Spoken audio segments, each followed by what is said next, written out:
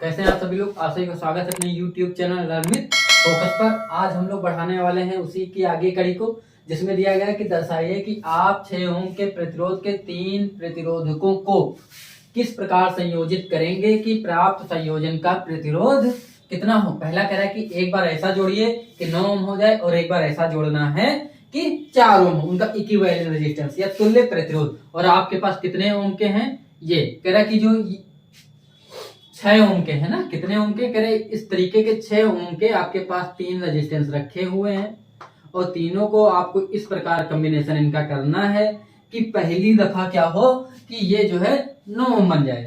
तो हम क्या करें कि 9 आ जाए। हमको पता है कि अगर हम केवल सीरीज में जोड़ते हम सोचना चालू करें तो क्या होता, 6 6 6 करते 18 हो जाता, ज्यादा हो जाता। तो हमको तो ये तो समझ में आ गया कि अगर ऐसे करते तो इतना हो जाता। अगर हम ये श्रेणी में होता, अगर हम समांतर में करते तो 1/6 1/6 1/6 करते और इनको 3/6 होता, काटते और उलट देते तो 2 ओम आता। तो हमको समझ में आ रहा है कि ना तो हमको 2 चाहिए और ना तो 18 चाहिए, और क्या चाहिए 9 और 4। जैसे ही कुछ ऐसी कंडीशन आए तो आपके दिमाग में आ जाना चाहिए कि इसका मतलब इसमें कुछ रेजिस्टेंस समांतर में होंगे और कुछ श्रेणी क्रम में होंगे। फिर हमने सोचा चलिए ठीक है, हम अगर पहले 9 ओम लाना है तो अगर 6 को श्रेणी में जोड़ लेते, 6 हो गया हमारा 12 हो गया, फिर 12 के साथ 6 जोड़ते तब फिर नहीं आएगा। क्यों? क्योंकि और कम हो जाएगा। फिर हमने कहा चलो कुछ दूसरा करते हैं, तो हमने दोबारा क्या किया कि इन दोनों को पैरेलल जोड़ा, इसको श्रेणी में जोड़े तो देखें क्या होगा। हमने कहा 6 ओम के श्रेणी क्रम में जोड़े, किसमें जोड़े, सॉरी समांतर क्रम में जोड़ा। किसमें जोड़ा? समांतर क्रम में जोड़ा। तो इनका तुल्य कितना हो जाएगा, इनका तुल्य प्रतिरोध। देखो ऐसे प्रश्न पूछे जाते हैं, ठीक है, और ये आपको आना भी चाहिए क्योंकि इनमें बच्चे थोड़ा कंफ्यूज हो जाते हैं। तो इनका इक्विवेलेंट रेजिस्टेंस कितना हो जाएगा, 1/6 प्लस 1/6 और हमने काटा तो कितना आ गया 2/6, काट के लाएंगे कितना आएगा 1/3 और उलट देंगे तो आरी हमारा कितना आ जाएगा 3 ओम। हमको समझ में आया। चलिए 3 ओम, जैसे ही हमने 3 किया हमको समझ में आया, एक हमारा भी तो 6 बाकी, और 3 और 6 9 कब होगा जब हम इनको एक लाइन से जोड़ेंगे, श्रेणी क्रम में जोड़ेंगे। हमने कहा 3 ओम 6 ओम को श्रेणी क्रम में जोड़ेंगे। किसमें जोड़ेंगे? अब श्रेणी क्रम में जोड़ेंगे। इसका मतलब पहले 2 को समांतर में, फिर जितना आएगा उसको बचे हुए के साथ श्रेणी क्रम में जोड़ेंगे। ठीक, तो तुल्य कितना होगा, तुल्य प्रतिरोध कितना हो जाएगा आप लोग बताइए देख के। 6 ओम प्लस पहले 3 आया ना, 3 ओम और ये कितना 6 ओम और टोटल कितना आ गया 9। हमको ये चाहिए था। तो हमको क्या समझ में आया, पहले इन 2 को किसमें जोड़ेंगे, समांतर में, इसको श्रेणी में, मतलब इनका संयोजन कुछ किस प्रकार होगा, ऐसे।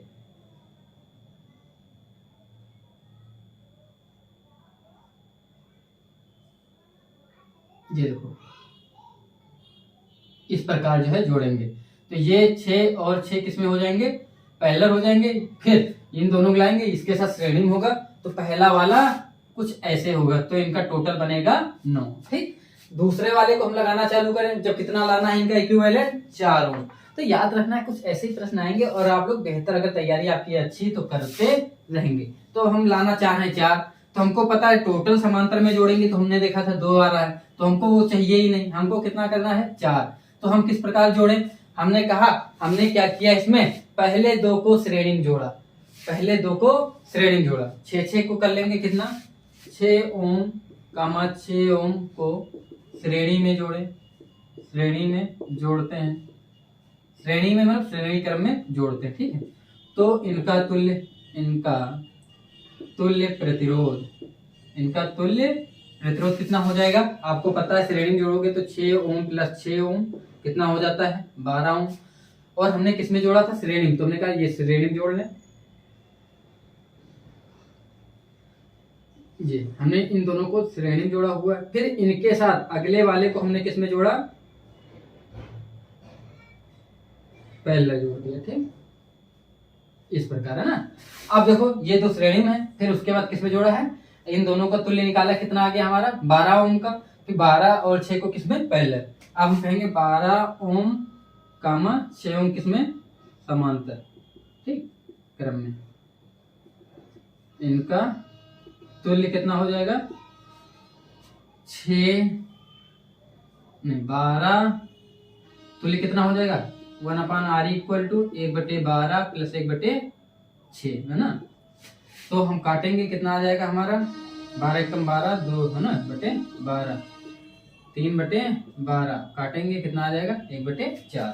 और हमको यही करना था। तो हमको क्या समझ में आया कि कुछ इस प्रकार का संयोजन होगा, पहले 2 को श्रेणी में, फिर अगले 6 ओम को समांतर में जोड़ के जब बनाएंगे तो इनका इक्विवेलेंट 4 ओम आएगा। फिर इसके बाद मैं इसको मिटा दूंगा, फिर हम लोग अगले सवाल की ओर बढ़ेंगे।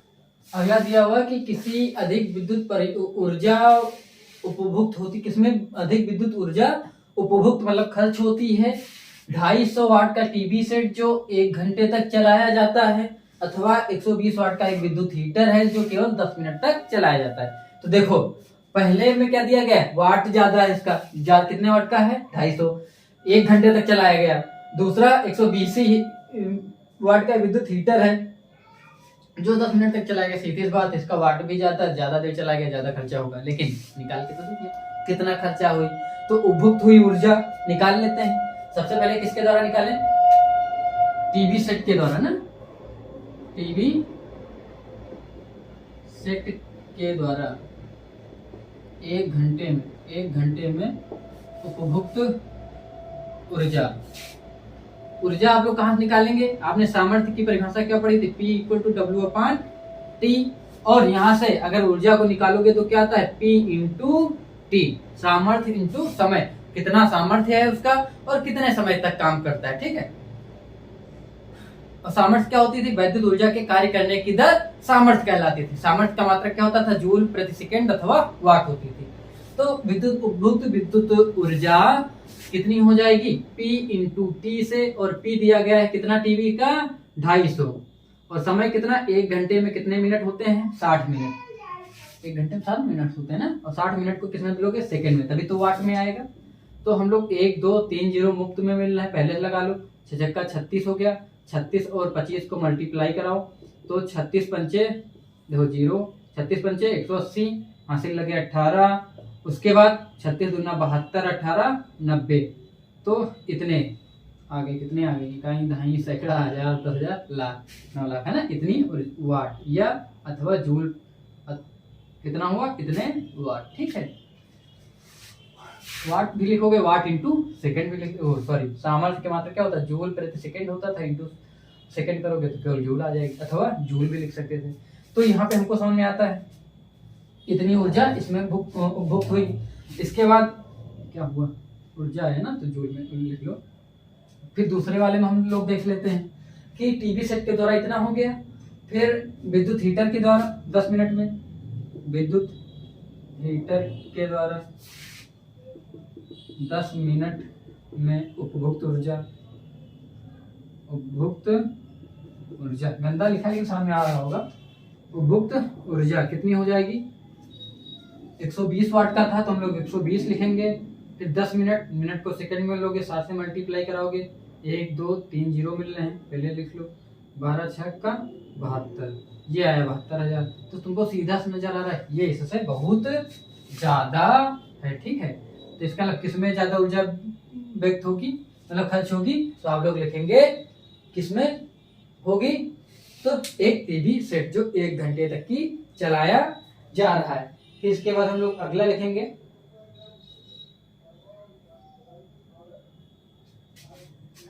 मैं इसको मिटा देता हूं।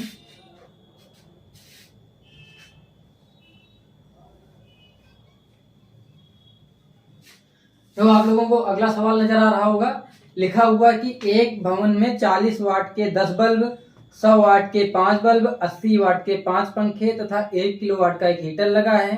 प्रतिदिन बल्बों का उपयोग 5 घंटे, पंखों का उपयोग 8 घंटे तथा हीटर का उपयोग 1 घंटे होता है। विद्युत मेंस की वोल्टता 220 वोल्ट है। गणना कीजिए, पहला क्या लगाओगे आप लोग, भवन में विद्युत परिपथ का अधिकतम सामर्थ्य कितना है। दूसरा आप लोग निकालेंगे भवन में मेन फ्यूज की न्यूनतम क्षमता कितनी है। फिर हम लोग तीसरा देखेंगे, एक सप्ताह में वे विद्युत ऊर्जा का ₹5 प्रति यूनिट की दर से मूल्य कितना होगा। तो आप लोग देखेंगे, पहला सवाल है भवन में विद्युत परिपथ का अधिकतम विद्युत सामर्थ्य। तो भवन में विद्युत परिपथ का अधिकतम विद्युत सामर्थ्य, तो हम लोग लगाएंगे भवन में पहला हम लोग लगाएंगे भवन में व्यय विद्युत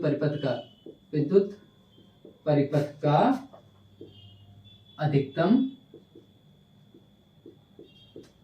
क्या निकालना है, सामर्थ्य निकालना है। तो आप लोग क्या करेंगे, सामर्थ्य निकालना है। तो सबसे पहले हम लोग देखेंगे कितना कितना लगा हुआ। तो हम लोग देखते हैं कि जो है 40 वाट के कितने बल्ब हैं, तो 10 बल्ब हैं। 40 वाट के, अच्छा एक बल्ब की क्षमता कितनी, 40 वाट ना, तो 10 बल्ब की कितनी होगी, 40 गुणे 10। तो हम सबसे पहले क्या करेंगे, 40 गुणे 10, सामर्थ्य क्या होती है पी ना, कितने लगे हुए हम टोटल निकाल लें। तो 40 गुणे 10 हो गया।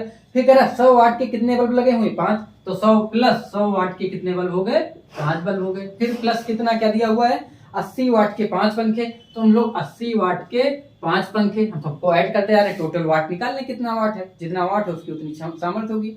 फिर उसके बाद दिया गया 1 किलोवाट का हीटर। 1 किलोवाट का कितने हजार वाट हो गए, 1000 वाट। ये टोटल हो गया, सामर्थ्य हो गया। ठीक, हम सबको ऐड करेंगे तो 400 प्लस 500 ऐसे ही लगाने होंगे। आप लोगों को आता है ऐसा प्रश्न, लंबा चौड़ा सवाल देख के आप लोग जो है बत्ती गुल हो जाती है, लेकिन ये बत्ती वाले सवाल देख के इनमें अपनी बत्ती गुल नहीं करनी है।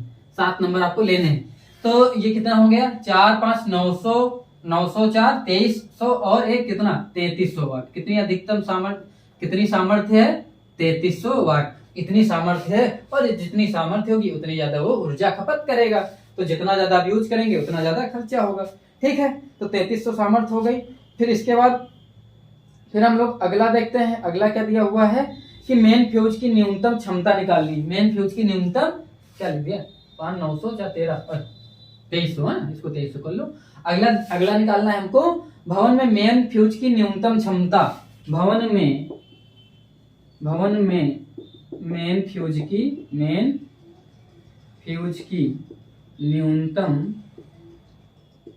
क्षमता निकालनी। तो देखो जब भी कोई आपसे क्षमता निकालने कहे तो आप लोग क्या करेंगे, पूछ रहा है कि जो है मेन फ्यूज क्या निकालना है, न्यूनतम क्षमता निकालना है। न्यूनतम क्षमता का मतलब ये होता है कि उसके अंदर सर्किट से कितनी करंट सप्लाई हो सकती है। ठीक है, यहाँ पे जब भी आपको क्षमता पूछेगा तो वाट नहीं पूछा कितनी करंट, वो कितनी करंट झेल सकता है सर्किट। तो आप लोग बताएंगे मेन फ्यूज जो होता है ना, फ्यूज आपने पढ़ा होगा, फ्यूज के गलनांक कम गलनांक रखते क्यों, क्योंकि उसकी एक क्षमता निहित कर दी जाती है कि मान लीजिए कि घर का उपयोग कर रहे हो 4.5 एम्पियर की, तो मेन फ्यूज में जो तार होगा उसमें 5 एम्पियर की क्षमता वहन करने दिया जाएगा कि इससे ज्यादा बाई चांस शॉर्ट सर्किट ज्यादा करंट आ जाए तो वो जो फ्यूज है वो शॉर्ट हो जाए, शॉर्ट सर्किट हो जाए उसका, और बीच से उसका पतन हो जाए और करंट सप्लाई बंद हो जाए, जिससे आपके उपकरण क्या हो, जो है वो मतलब लॉस होने से आपका बच जाए या जलने से बच जाए। तो वही पूछ रहा है मेन फ्यूज की क्षमता कितनी है। तो हम लोग मेन फ्यूज की क्षमता आई निकालेंगे। आई बराबर क्या होगा, आई बराबर हो जाएगा P अपान V। क्यों, क्योंकि हमने पढ़ा P इक्वल टू क्या होता है, V इंटू आई से। ठीक, इसकी मेन क्षमता ये होता है कि उसके अंदर से कितनी अधिकतम करंट जा सकती। तो हमने देखा कि इसके अंदर ये कितना है, 2300 वाट है, और V कितना है, कितना लगा हुआ था, हाँ विद्युत मेंस की वोल्टता 220 है। कितना है, 220। आप लोग काटेंगे पीटेंगे तो आ जाएगा 11 आएगा, इसको काटोगे तो कितना आएगा 115। फिर काटो 11 एकम 11, 11 एकम 11, 0 लगाओगे, फिर दशमलव 11 चौको 44, फिर 6 बचेगा, 11 पचे 55। कुछ इस प्रकार करोगे, इतने एम्पियर क्षमता रहेगी। फिर हम लोग अगली की ओर बढ़ेंगे, 10.45 एम्पियर। फिर अगला पूछा गया है कि एक सप्ताह में व्यय विद्युत ऊर्जा का 5 रुपए प्रति यूनिट की दर से मूल्य। तो एक सप्ताह में व्यय ऊर्जा निकाल लें, और व्यय ऊर्जा को हम लोग किस में निकालते हैं, यूनिट में निकालते हैं। मैं ऊपर वाला मिटा दूं, तो व्यय ऊर्जा को हम लोग किस में निकालते हैं, याद रखेंगे हम लोग किस में निकालते हैं, यूनिट में निकालते हैं। ठीक है, किसमें, यूनिट में। व्यय ऊर्जा को हम लोग किस में निकालेंगे, यूनिट में। तो व्यय एक सप्ताह में व्यय विद्युत ऊर्जा लिखेंगे, एक सप्ताह में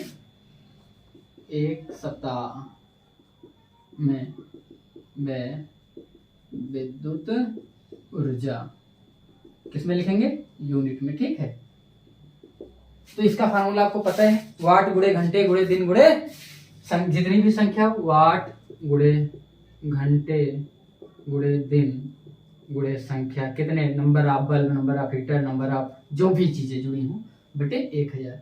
तो हमको पता है, इसके लिए हमको सबका अलग अलग निकाल के जोड़ते हैं, तो उतनी मेहनत हम क्यों करें, एक ही बार में कर लेते हैं। हम लोग क्या करेंगे, सबसे पहले हमारा क्या लगा हुआ था कि 40 वाट के 10 बल्ब। सबसे पहले क्या लिखेंगे, 40 वाट के 10 बल्ब कितने घंटे लगे थे, तो 40 वाट के 10 बल्ब कितने घंटे, सारे कितने घंटे जलाना है, सारे कितने घंटे जलाना है, मतलब 40 वाट के 10 बल्ब 5 घंटे ना, कितने घंटे जलाना है, हाँ 5, प्रतिदिन बल्बों का उपयोग 5 घंटे, तो 5 घंटे जलाना है, कितने दिन तक, 7 दिन तक, ठीक है, बटे 1000 हो गया।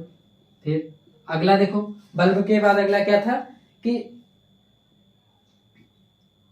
नहीं सॉरी, हाँ 40 वाट के बल्ब हमने लगाया था। फिर 100 वाट के 5 बल्ब, फिर कितने वाट के बल्ब, अब इस बार 100 वाट के बल्ब, इस बार कितने वाट के बल्ब, 100 वाट के कितने बल्ब हैं, 100 वाट के 5 बल्ब हैं, हमने 5 से मल्टीप्लाई करा दिया। फिर कितने बल्ब हो गए, बल्बों की संख्या हमने लिख ली, कितने घंटे जलाए जाएंगे, ये जलाए जाएंगे आपके बल्बों का उपयोग ये भी 5 दिन होगा ना, ये भी कितने दिन उपयोग करना है, 5, तो कितने दिन तक, 7 दिन तक। सवाल में आपको दिख रहा होगा ना, चीजें आप देख के आराम से लिख सकते हैं। फिर उसके बाद क्या लगाना है, 80 वाट के 5 पंखे, 80 वाट के कितने पंखे हैं, 5 पंखे, 80 वाट के 5 पंखे, 80 वाट के 5 पंखे हो गए। इनका पंखों का उपयोग कितनी देर तक की होता है, पंखों का उपयोग 8 घंटे होता है, कितनी देर होता है, 8 घंटे होता है, कितने दिन होगा, 7 दिन होगा, बटे 1000। आराम से कर सकते हैं, इसमें कुछ माथा पच्ची बहुत ज्यादा नहीं। फिर 1000 वाट का एक हीटर, और हीटर का उपयोग कितना होता है, 1 घंटा, तो 1000 वाट का एक हीटर है, 1 घंटा उपयोग होता है, कितने दिन होगा, 7 दिन होगा, बटे 1000। अब जो भी ऊर्जा आई है किस में आएगी, याद रखना यूनिट में आएगी, ठीक है। तो यूनिट का फार्मूला आप पढ़ेंगे ना, board of trade off unit. तो इसके बाद हम इसको करेंगे, कितना हो जाएगा, 1 0, ऐसा करते हैं सबका ये एक ही जैसा है, हम कॉमन ले लेंगे, और ये कितना बचेगा, 4 पंचे 20, 7 140, चलो काट ही लो, एक ही एक में काट लो, 1 2 कट गया, 4 पंचे 20, 7 140, 140 का 0 चला जाएगा इससे, तो बचेगा 14, ठीक, प्लस 1 2 पहले 0 कट गया, फिर 5 बचे 25, 25 छक्का 150, 25 7 175, 175 को 10 से डिवाइड कराओगे 17.5 आएगा, 1 0 कट जाएगा, 5 8 40, 40 का 0 कट जाएगा, बचेगा 4 4 8 32, 32 7 7 दूना 14, 7 3 21, 22.4, 22.4 प्लस ये तो कट ही जाएगा, कितना, 7 1 कम 7, तो इतना खर्चा होगा। तो हम लोग देखेंगे कितना खर्चा हो रहा, तो कितना हो गया, 14 7 21, 22 21 कितना होता है, 43.4 होगा, फिर 43.4 में 17.5 जोड़ेंगे, 17 43 60 होगा, 60 5 9 60.9, इतना खर्चा होगा। और जितना खर्च हो रहा है, और चूंकि एक यूनिट का मूल्य इतने यूनिट, और एक यूनिट का मूल्य कितना है, एक यूनिट का मूल्य कितना है, कितना दिया गया है, एक यूनिट का मूल्य 5 रुपए, 5, तो कुल रुपये कितना होगा आपको पता है, एक यूनिट की है 5 रखोगे तो 60.9 इंटू 5 कराओगे, 6 पंचे 30, 3000 यही हो जाएगा, 5 9 45, तो 3045 है ना, 3045 हो जाएगा, और 0.1 के बाद है तो 1 के बाद लगा दो, मतलब कितने रुपये खर्च होंगे आपके ना, 304 रुपये 50 पैसा, ठीक। तो ये आप आराम से कर सकते हैं। ये सवाल बहुत ज्यादा पूछा जाता है कि कितने बल्ब लगे हैं, कितना क्या है, और सबका एक ही तरीका होगा, इसीलिए हम जितने भी टाइप्स ऑफ मैथ हैं उनके एक एक प्रश्न करा देंगे कि आपको ज्यादा इनमें समस्या ना होने वाली हो। तो आज की क्लास को हम लोग यहीं समाप्त कराते हैं। जो 2-4 प्रश्न बचे हुए हैं आपके लिए, उनको हम अगली क्लास में करा देंगे, बाकी 3 क्लास में आपका ये हो जाएगा। और मेरा मानना है कि आप लोग एक काम और करिए, फिर मेरी मान लीजिए, मैं हमेशा कह रहा हूँ कि एनसीईआरटी बुक इस बार सिलेबस में पक्का जो है इससे ज्यादा आएगा। ये रेफरेंस बुक से सवाल बहुत कम आने के चांस हैं, मैं 80% लगभग चांस इसी का होगा। रेफरेंस बुक का इसलिए नहीं देंगे क्योंकि सिलेबस में जब बुक यही इन्वॉल्व की गई है तो इधर उधर से सवाल देने का मतलब क्या होगा। तो आप लोग एकदम प्रयास करिए कि आप लोग रेफरेंस सॉरी एनसीईआरटी बुक के जितने भी सवाल दिए होंगे वो सारे लगा लीजिए, और मैं लगभग लगा ही दे रहा हूँ। और अगर आपको कोई भी सवाल नहीं समझ में आ रहा है एनसीईआरटी बुक के, तो आप लोग उसको कमेंट बॉक्स में डाल दीजिए, अगले लेक्चर में आपको करवा दिया जाएगा। आपके पास समय कम है, अगर आपको क्या नाम, ये समय भी बचाता है। साइंस में मान लीजिए 6 नंबर सवाल आ गया, तो आपने जैसे किया 5 मिनट में आपका सवाल हो जाएगा, पूरा नंबर मिल जाएगा। और इसमें कोई इफ बट वाला होता ही नहीं है, आपका सवाल सही है तो नंबर आपको पूरे मिलेंगे। तो आप लोग मेहनत करते रहिए, बहुत कम समय है, लेकिन इतना है कि आप लोग मेहनत करेंगे तो आपको अच्छे नंबर प्राप्त होंगे। आपकी उज्जवल भविष्य की शुभकामनाओं के साथ आज की क्लास हम लोग समाप्त करते हैं। फिर कल मिलेंगे इसी कुछ और न्यूमेरिकल के साथ।